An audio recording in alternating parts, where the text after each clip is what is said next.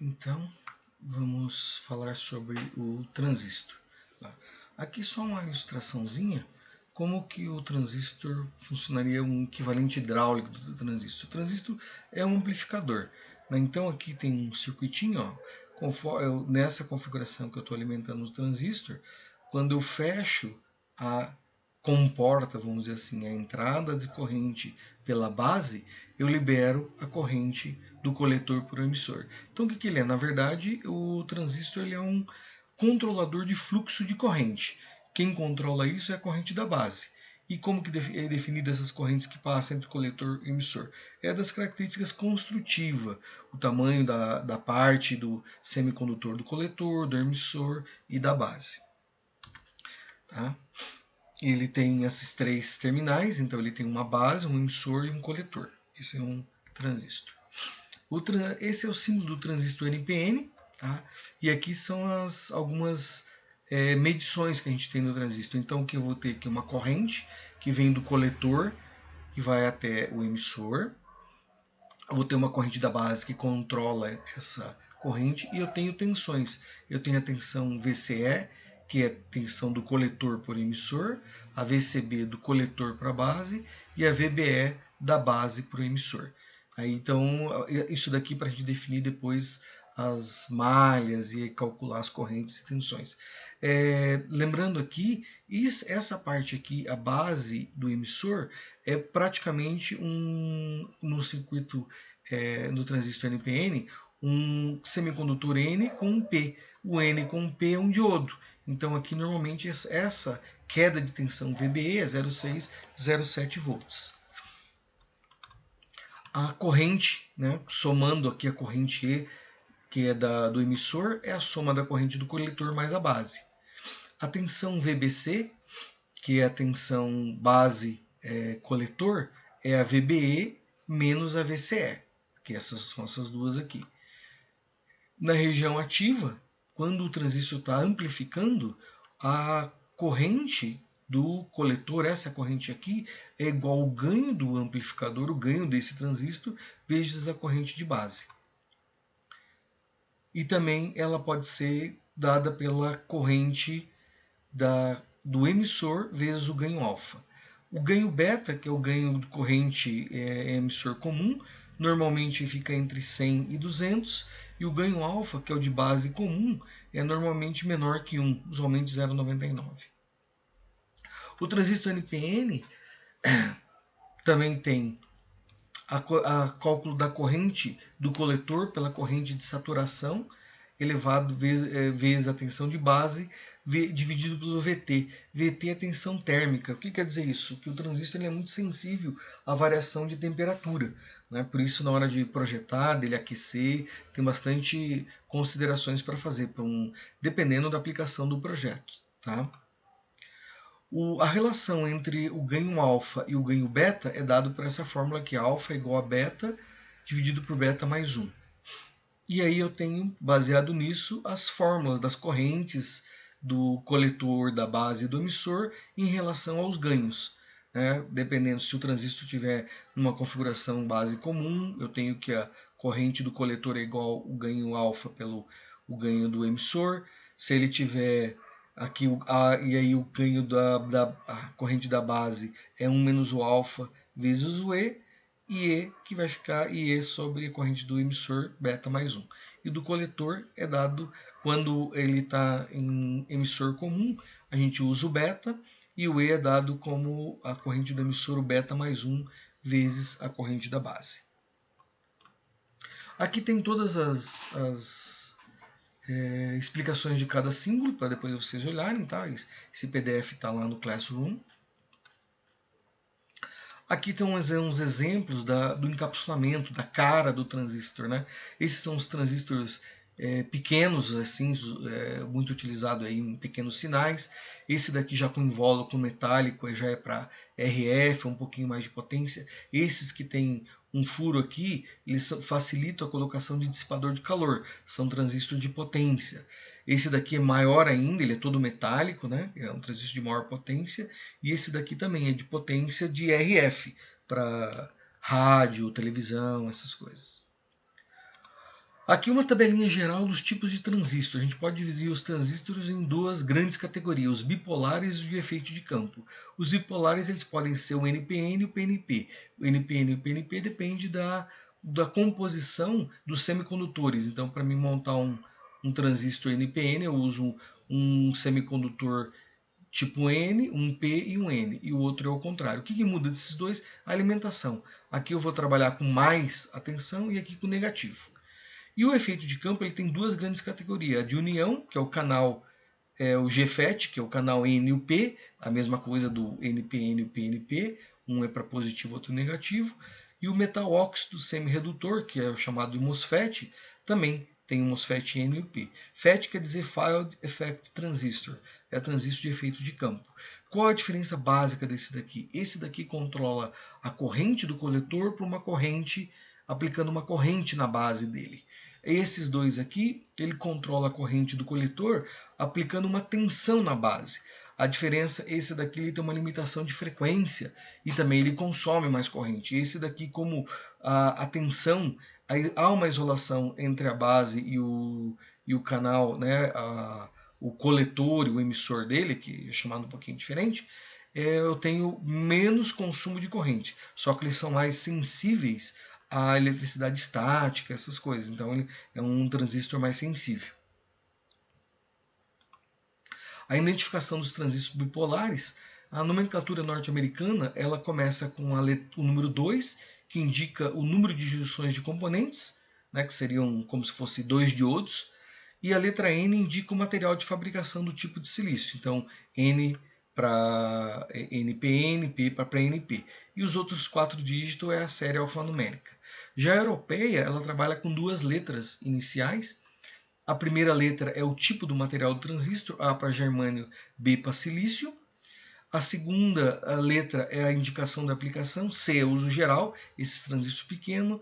D é de potência, aí tem transistor de watts até 100, 200 watts, 500, dependendo do tamanho do transistor. E o F para radiofrequência. E a sequência numérica identifica o componente dentro daquela classe. O BC548 é um transistor muito comum em eletrônica. Aqui tem alguns exemplos das indicações. B548 ele é o tipo NPN, a tensão VCE máxima, a corrente máxima e o ganho beta. Tá? Ele pode variar de 125 a 900, esse daqui.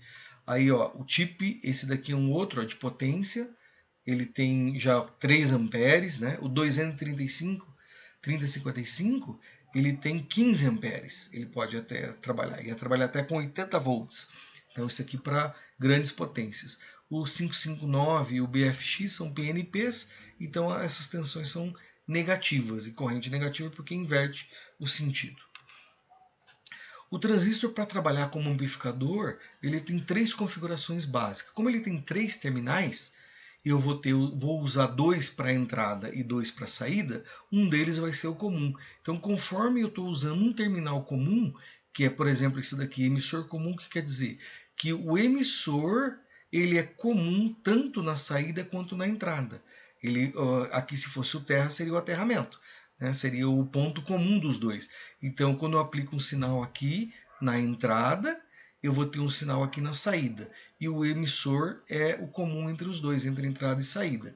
Coletor comum, aqui tem o coletor, é na entrada e na saída ele é comum. E a base comum é nessa configuração. Esse daqui é mais para amplificadores de uso geral, esse aqui mais para potência, e esse daqui a gente usa muito em fontes para fazer controle, chaveamento, esse tipo de configuração. Aqui tem umas características entre o emissor comum, coletor comum e base comum.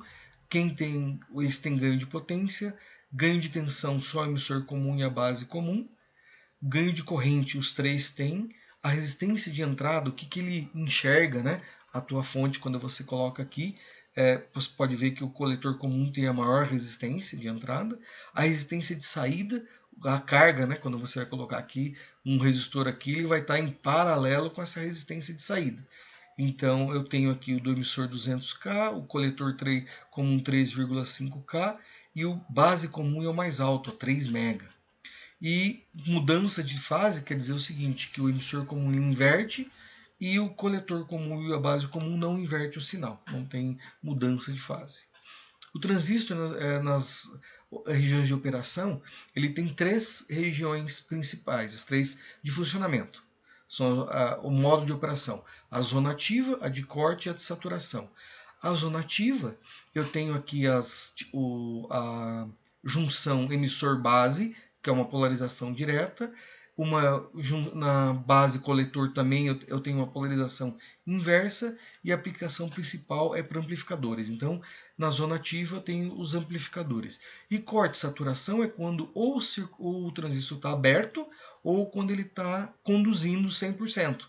É muito usado em portas lógicas, ou para fazer um chaveamento, ou fonte chaveada, alguma coisa que eu queira usar uma chave eletrônica. E é isso que o transistor funciona. O estágio do amplificador de um transistor de configuração comum, né? Aqui, por exemplo, é um exemplo de polarização desse transistor. Eu vou ter uma tensão de entrada, que vai me dar uma corrente aqui, e eu vou ter aqui uma tensão de alimentação do circuito. Esses 2 resistores dividem, um pouco de corrente para cá e um pouco para cá. Essa corrente aqui é bem menor que essa daqui, ela vem junto para cá. Quando eu coloco essa tensão aqui, eu polarizo, eu faço com que esse transistor conduza mais ou menos corrente aqui no coletor. E eu vou ver isso na carga. Os amplificadores de pequenos sinais eles podem chamar também de amplificadores de tensão. O transistor aqui colocando uma configuração, polarizando, né, o transistor, eu vou ter uma configuração assim, ó. Aqui eu vou ter uma fonte de sinal alternado, porque é um amplificador, né? E eu vou ter na saída. Como ele está como emissor comum, ele vai ter uma inversão de fase. Ó. Quando aqui está no máximo, aqui está no mínimo. Quando aqui está no mínimo, aqui está no máximo. Tá? E aqui eu tenho a alimentação dele. E esse capacitor aqui ó, é de isolação para evitar que a parte de corrente contínua entre dessa fonte para cá. E também da alimentação daqui eu não venha corrente para cá. Lembra que o capacitor em corrente contínua ele funciona como um circuito aberto, e em corrente alternada, dependendo quanto maior a frequência, maior ele menor é a reatância dele, né? Então menos efeito ele tem. Nesse circuito aqui, ó, se a gente considerar a tensão, qual que é o VCE máximo para esse circuito? O VCE é a tensão entre coletor e emissor. Se aqui eu não tiver corrente nenhuma, isso daqui está aberto, concorda? Se eu pegar um multímetro, colocar o negativo aqui na terra e colocar o positivo aqui em cima do coletor, como não tem corrente circulando aqui, porque o circuito está aberto aqui, eu não tenho corrente. Se eu não tenho corrente, eu não tenho queda de tensão em cima desse resistor de 1K. Então, que tensão que eu vou enxergar aqui? A da própria fonte. Então, o valor máximo de VCE para o circuito é 14 volts, que é a tensão da fonte máxima. Já o valor máximo da corrente é quando o transistor estiver conduzindo 100%. Nessa condução, que ele não tem nenhuma resistência aqui, é como se eu pegasse essa perna do resistor aqui, de 1K, e colocasse na terra. Ele está conduzindo. Aí o que ele vai estar? A tensão vai estar em cima do resistor de 1K. Do URI, né? A fórmula da lei de Ohm, eu tenho que a corrente é 14 volts dividido por 1K, o que dá 14 mA. Esses são os limites para o circuito. Aqui eu tenho um gráfico do transistor. O que eu tenho nesse gráfico? Aqui eu tenho a tensão VCE, variando de 0 a 18 volts. Aqui eu tenho a corrente do coletor, variando de 0 a 14 mA. E aqui eu tenho diversas faixas de corrente que eu vou aplicar na base do transistor. Nessa base aqui, para ele operar, para fazer o controle da corrente do coletor. Então, lá, o limite dele de saturação, ou seja, a máxima corrente que ele conduz é 14 mA, certo? Que é isso daqui, quando o transistor está conduzindo 100%. E o transistor aberto, ele como uma chave aberta, a máxima tensão é 14. Eu tenho 2 pontos aqui. Se eu unir, eu tenho a reta, que a gente chama de reta da linha de carga, que são os limites do transistor. Esse é o limite da saturação, condução 100%. Esse é o limite de corte, que ele não está conduzindo nada, que eu tenho a corrente é zero, a tensão é máxima. Aqui, teoricamente, a tensão é zero e a corrente é máxima. E essa região linear é onde eu opero o transistor do modo linear. Se eu trabalhar para cá ou muito para cá, ele não está na região linear. Aqui é a região linear. Essa região linear ela é conhecida como ponto quiescente. Esse ponto quiescente é um ponto aqui onde o transistor, quando ele está sem sinal nenhum, está lá o circuito, como se fosse um amplificador, está lá no chiado, não está amplificando nada, é o ponto de repouso dele. A gente chama de a corrente do ponto quiescente e a tensão do ponto quiescente. Nesse caso, a corrente de base é igual à corrente I1, que é essa corrente aqui, ó. Voltando um pouquinho, essa corrente que vem para cá. Usando a lei de Ohm para determinar a corrente de base, né? A corrente de base aqui é os 14 volts e aqui não estou considerando o 0,6, 0,7 volts aqui. Então estou fazendo uma primeira aproximação, tá? Quando se ele estivesse conduzindo, eu tenho aqui esse circuito aqui ligado para a Terra, então os 14 volts vão estar em cima do 350. Então é 40 microamperes. Se eu vim aqui na faixa do 40 microamperes, que é a corrente de base, esse é meu ponto quiescente. Esse é meu ponto de repouso do transistor. Ele está aqui mais ou menos 8 volts por uns 6 miliamperes da corrente de coletor. Nessa faixa aqui é o ponto ideal de operação, que eu estou mais ou menos no meio do caminho da tensão VC. Se eu trabalhar muito para cá com essa tensão, se eu amplificar um sinal acima de 12 volts, ele vai cortar. E para cá, se eu para cá ficar muito próximo de zero, eu também corto. Aqui ele vai fazer a função de amplificação. O que é? Eu vou entrar com um sinal na base, lá dos 40 microamperes, e eu vou ter uma amplificação da corrente que vai me dar uma tensão na saída. A tensão vai variar. Então, se eu trabalhar com um ponto mais ou menos na metade da tensão de alimentação, aqui, ó, 6, aqui está um pouquinho, está 8, só para acertar aqui, mas poderia ser um 6 e aí estaria alguma coisa aqui no meio. Aí eu estou trabalhando mais ou menos no meio e eu consigo amplificar todo o sinal que entra. Se eu também colocar aqui uma tensão muito maior que 40 microamperes, ó, aqui é 40 microamperes, aqui é 40 miliamperes, o que vai acontecer com a saída? Ele não vai conseguir amplificar, ele tem aquele ganho e ele vai cortar a saída. O acoplamento de sinal, a gente usa então ou capacitor ou transformador para tirar a parte da corrente contínua do sinal. Então, se eu tenho um sinal aqui com nível DC, e se eu usar um capacitor, eu tiro esse nível DC. E um transformador também tem o mesmo efeito. Então, nos amplificadores de pequeno sinal e que vão, por exemplo, um amplificador de som, ou algum amplificador de um equipamento que tem aqui um oscilador, alguma tensão que está oscilando, eu coloco os capacitores aqui para me retirar essa tensão. Então, eu retirando aqui, eu trago a senoide para o zero, para poder trabalhar a amplificação dela. Aqui ela vai sair um pouco para cima porque eu tenho a alimentação do circuito. Daí eu coloco outro capacitor aqui e ela volta para o zero. Esse daqui é o amplificador mais comum usado principalmente para pequenos sinais, que é o emissor comum. Ele é bem prático e ele equilibra bem as polarizações do transistor. Ele tem esses resistores aqui, a gente chama o RB1 e RB2 de divisor de tensão, e esse resistor aqui é para diminuir a sensibilidade do ganho beta, porque a gente vai ver, por exemplo, um transistor BC548, 549, se você olhar o manual do fabricante, ele vai dizer que o ganho é de 100 a 900. Então, se você, dependendo do amplificador que você fizer, se ele ficar muito, o ganho desse amplificador só em função do beta, se queimar o transistor e trocar outro, eu posso ter ganhos muito diferentes desse amplificador do que eu gostaria. Então, fazendo essa configuração, eu retiro, colocando esse resistor aqui, eu retiro essa dependência do beta e ela fica só em função dos valores desses resistores que estão aqui no meu amplificador praticamente. Aqui um para áudio, né? Então, como eu falei, eu coloco aqui um capacitor na entrada e na outra saída, para mim desacoplar o sinal, para mim não ter corrente contínua nem na minha fonte e nem na minha saída.